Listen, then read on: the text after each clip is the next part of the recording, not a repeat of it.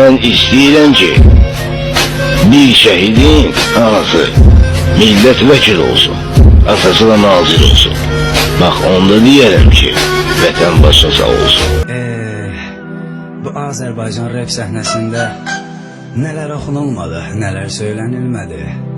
Ya Qarabağ, ya ölüm, zaman o zaman deyil, köhnə hamam, köhnə tas və yaxud da rap, meyxana və daha nələr.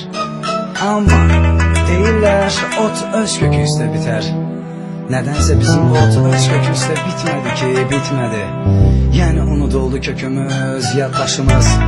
Axı hanı bizlərə yazılan muğam dünyası, hanı bizlərin tariximizin izi, hanı deyin, hanı bu milletin kökü izi, deyin görüm hanı milletin yaddaşı, hanı bu milletin yolunda şəhid gedənlərin analarının göz yaşı.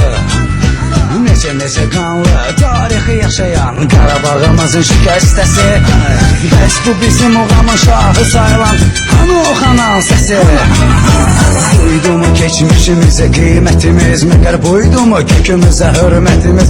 Əcdadlarımızın qanla qoyduğu bizim üçün iz bu mu?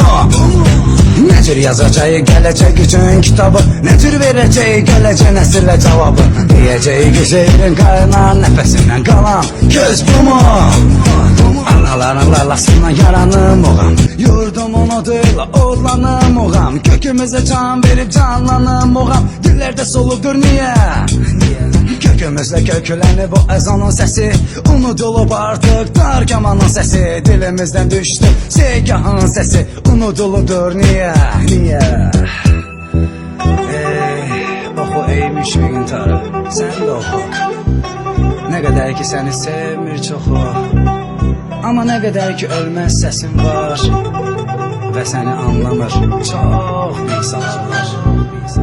Oxu gözəlim, oxu, oxu, oxu, oxu, yansın ürəyim, oxu, oxu. Kör olsun bəbəyim, kör olsun ki görmür geçmişini, fələksə hey görür öz işini. Değişir insan, değişir təbiət, değişir insana verilən qiymət. Yaşadıkça insan, yaşadıkça bu dünya, söylə, söylə, söylə dərya. Deyirlər ki tarix olunur təkrar, yenə də gələr Xan Hüseyir Cabbar.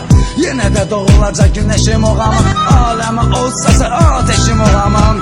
Əlimizdə bayrağımız, dilimizdə unudulmaz segahımız. Deyəcəyik hər zaman, hər zaman, yaşa, yaşa Azərbaycan. Ölənə qədər olacaqsan mənim, anamın anasısan mənim ana vətənim. Sən mənə verdin anamın laylasını, sən mənə bəxş etdin muğamın dünyasını. Eşidək torba, nə qədər ki saram, nə qədər ki borcluyum, nə qədər ki varam.